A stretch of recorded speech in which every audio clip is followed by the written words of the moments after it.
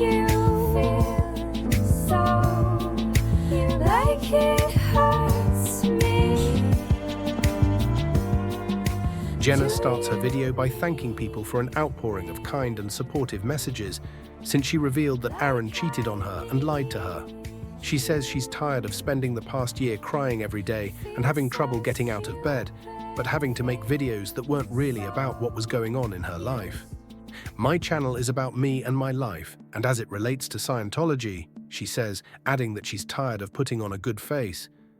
Hey guys, I wanted to come on here today because I had a couple of things that I wanted to talk about. But first, I just really wanted to thank everybody for your amazingly kind and empathetic messages, DMs, emails, texts that I've had from so many people. I'm so sorry that I haven't gotten back to you guys. I've just sort of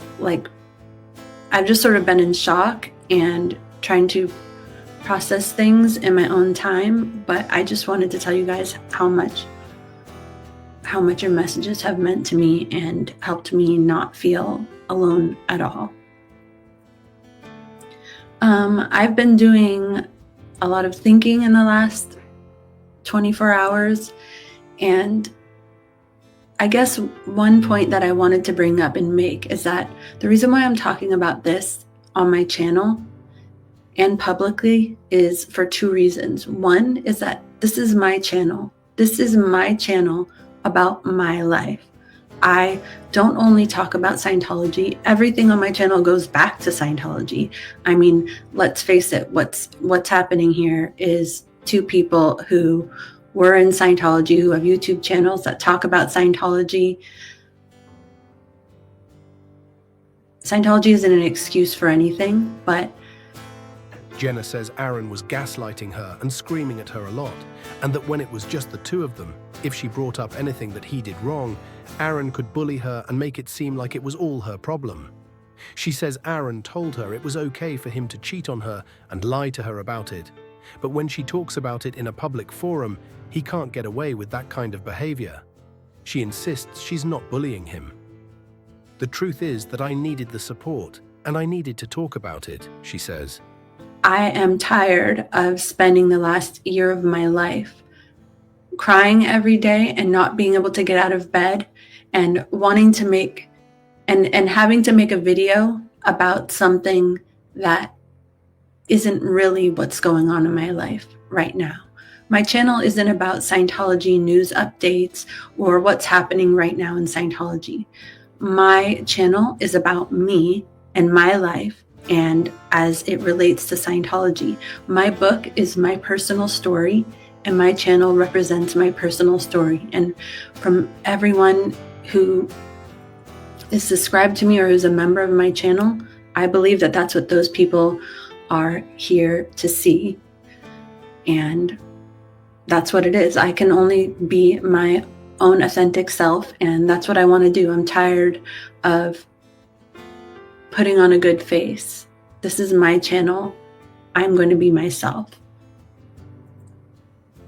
As far as talking about my relationship publicly, it's not something I have made a habit of or have done or intend to do a ton in the future. But something happens when you're being screamed at day after day, being gaslit, where there's an unfair playing field, where that person can, if you bring up anything wrong with what they're doing or saying, that person can immediately withdraw, or they can yell at you, and because it's just the two of you, they can make it seem like it's all you, and they can bully you. And talking about something publicly sort of makes it feel like you're not being bullied. It's not about bullying someone else, but it's about, you're telling me that you yelling at me all the time is okay. You're telling me that you cheating on me and lying about it is okay. And I'm trying to constantly adjust myself to see what's wrong with me that I don't agree with that. But that person is trying to trick me. And when it is in plain view for everyone to see, they just can't get away with it in the same way. And the truth is that I needed the support and I needed to talk about it. And I will do so as long as it helps me, which I don't intend to be for much longer at all. She says she and Aaron were together up until the moment she made her first video about him cheating on her. Jenna has found out that Aaron was with someone else for the entire last month and that he lied to her and their mutual friends. Jenna says Aaron also lied to the other woman, telling her that he and Jenna weren't in a relationship anymore. The text messages are when he's cold with her, he's hot with me, he's playing us both at the same time, she says. This is about somebody that is a liar and a cheater and a betrayer, Jenna says, adding that if someone is going to lie, cheat and steal in their most intimate relationship, then they're going to do those things everywhere else. It is a character flaw, not a sex life flaw, she says. Jenna says it's sexual abuse and trickery for someone to mislead a partner into believing that he's only having sex with her when he just had sex with someone else the day before. At the time when I made my video, me and Aaron were together up until the moment I made the video. We were not broken up, we were together. I believed at the time when I made that video that he had cheated on me one time because that's what he told me and that's what he told our mutual friends. What I found out is that he was with somebody else the entirety of last month, cheated on me multiple times, and like I just said, not only lied to me about it, but lied to our mutual friends and lied to the person who he was cheating with, who he told he was broken up with me and was not in a relationship and was leading her on to believe this and was literally playing us both at the same time. The text messages are when he is hot with her, he's cold with me. When he's cold with her, he's hot with me, and literally lying to us both, playing us both at the exact time, at the exact same time. The point I'm trying to make here is that this isn't about me making my sex life public or my private life public. That is like saying if your brother punches you in the face and you talk about it, that you're making your family life public. This is about somebody who is a liar and a cheater and a betrayer, and those behaviors and those qualities in someone do not just restrict themselves to somebody's private life or sex life. If somebody is going to lie and cheat and steal in their relationship to the person who they say that they love most in the world, that they care about most in the world, who they're telling every day how much they love them, then they're going to do it everywhere else. They're going to do it on the internet. They're going to do it to friends. They're going to do it everywhere. It is a character flaw, not a sex life flaw. Another point I want to make about this is that if you believe that you're in a committed relationship with somebody and you have been for a year, and you believe that they're only having sex with you, when in fact they've just had sex with somebody else the day before, that's actually tricking somebody. That's actually sexual abuse. Like, I don't know what's going on. I don't know if he's getting tested. It's not that I think that the person that he was with has an STD. I don't think that, but I don't know. I have no idea. I'm not being given that choice or that option. So it's actually extremely violating. It's not just a small thing. It's not just cheating. It's cheating, lying, deceiving, betraying, on and on, gaslighting, yelling, abuse, over and over again. It's not just cheating. Jenna clarifies that she didn't stick with Aaron after she found out that he had cheated on her again. She says Aaron hasn't apologized to her and he's not sorry to her or to the other woman involved. Jenna says when people excuse Aaron's behavior and say he has trauma from growing up in a cult, they need to understand that she has trauma too, and that she grew up in an environment that was far more culty than what Aaron dealt with. Nobody has had more empathy for Aaron and how he grew up than me, Jenna says. She emphasizes that Aaron's cheating wasn't a mistake because he carried on with his most recent episode of infidelity for a month. Another thing that I wanted to communicate is that my video said that he cheated 3 times, but the reality is that the first time he cheated and I found out, I meant that he cheated on me twice at that point. So there's only been one other time that, meaning when I found that out, that was one time when I found out. This is the only other time that I've knew of him cheating. So it's not like I went back to him twice. It happened once before, but he slept with her twice. While telling her that we were broken up, she did not know about me at all. So it's the cheating, lying, betraying, and this is the next time it's happened. And no, I did not stick with him through it. I understand that this situation puts many people in an awkward situation. And, I understand that people make mistakes and life is complicated. But the truth is that this is not a mistake that he made. And I'll tell you why. The first reason is that he has not apologized. He is not contrite in any way, shape, or form. When I found out, he said, well, and I asked him if he was ever going to tell me. He said, why would I? And then he hung up on me. He has not apologized. He's not sorry. He's not sorry to me, and he's not sorry to the other person who he was cheating with or who he was with, who he was also telling he was not with me. The other thing is that a lot of people say, oh, Aaron is messed up. He's not ready for a relationship. He has a lot of trauma. Guess what? So the fuck do I? I have trauma. I grew up in an environment that was far more fucking culty than Aaron. And let me tell you, nobody has had more empathy for Aaron and how he grew up than me. Nobody else has been more prepared to give him that empathy and care and to bring out the best in him than I have.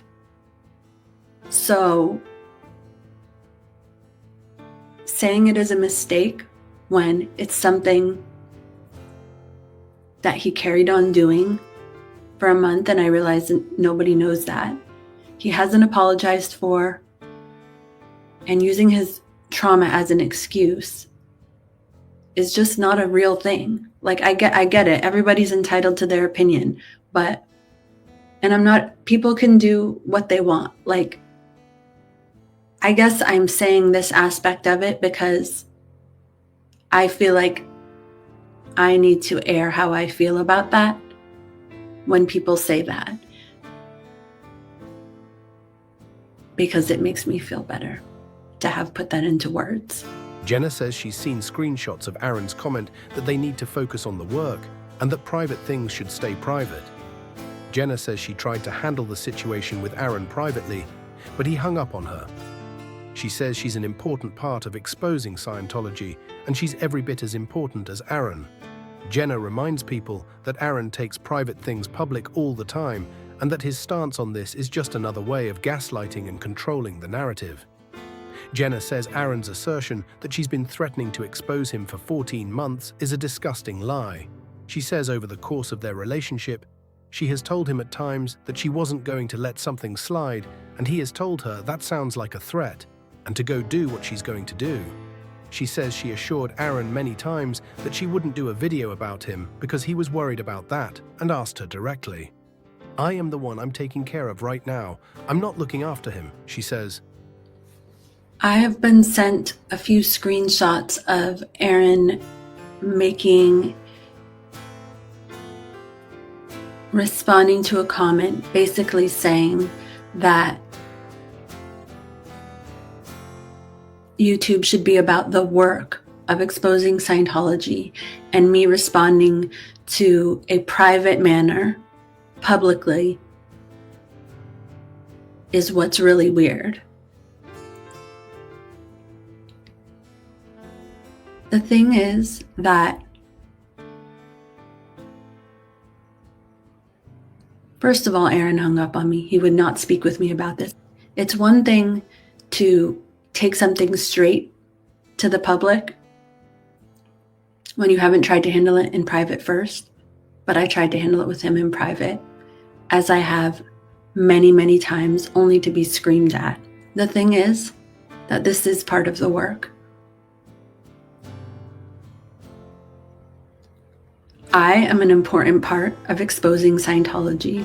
I'm every bit as important in it as Aaron. My channel might not have 250,000 followers like his does, but that's because I've taken the last 12 years to raise my children and to do a good job of it, something that many times women have to do that men don't. But what that time did give me is a fresh perspective to bring to my channel. So when I talk about myself and my relationships, it is part of the work. I am an important part of talking about Scientology. What I have to say matters and is valuable. And rather than pretending like my life is perfect after Scientology and having to set an example to show Scientology how great everything is, I actually believe that it's much more helpful and valuable to people to be honest and vulnerable and to be real, so that people who are going through similar struggles can feel not so alone. So I can feel not so alone. It's cathartic. And it's amazing how people can say that, but they take private things public all the time when it's convenient for them. It's just another way of controlling and gaslighting. He also said in his response to this comment that I have been threatening him for 14 months with doing a video to expose him. This is just a disgusting, fabricated lie. I have never once threatened him with this. Over the course of our relationship, I have said things to him that were like, "You can't do this. I'm not going to let that slide." And he has said, "That sounds like a threat. Go do what you're going to do." And I've said, "Huh? I'm just saying that I'm not going to put up with this." And I specifically was referring to things like talking to me in a certain way, ghosting me, screaming at me. And because of how many people who have attacked him online, he makes it sound like that's what I was doing. And I have never threatened this. I have never said that I would do that. I have told him many times that I would not, because he has asked me directly and was worried about it. It's his greatest fear. And to be honest, the reason I'm doing it now is because it's helpful to me to feel supported, and I'm the one I'm taking care of right now. I'm not looking after him. I'm looking after myself. And to be honest, She says if she hadn't done her first video, the abuse just would have continued, and she doesn't think she would have been able to get out of the relationship with Aaron. This is the only place he has consequences, she says, online. It's the only thing he actually cares about. Jenna says she wants to have a voice, and she doesn't want to feel bullied off of YouTube because of Aaron. "This is something that I started doing long before he did," she says. "My point is not to destroy anybody. Everything that I've said is provably true." if I didn't do it, it just would have continued. I don't think that I would have been able to get out of the relationship. And I don't think that he ever would have stopped doing it, because he doesn't have any consequences. This is the only place he has consequences, online, because it's the only thing he actually cares about. It's also really important to me to feel like I have a place here on YouTube, that my voice is important. And I don't want to feel bullied off of this platform because of him, or because I have to see him there every day. Because this is something that I started doing long before he did.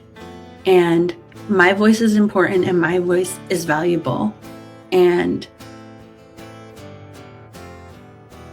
I should never have to question that. And the truth is that being silent about things like this has not benefited me at all in the past.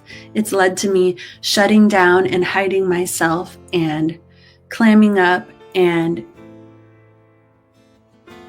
becoming a shadow of myself. And I'm not going to do that anymore. My point is not to destroy anybody. My point was not to do my worst. I made that video for myself. Everything that I've said is provably true. I'm not a liar. I'm not on here to destroy anybody. I am here to hold this space for myself and to make this a safe place for me and to preserve my voice and my importance here in the world of exposing Scientology, of telling my own story. Jenna says she met Aaron through YouTube and they created a foundation together.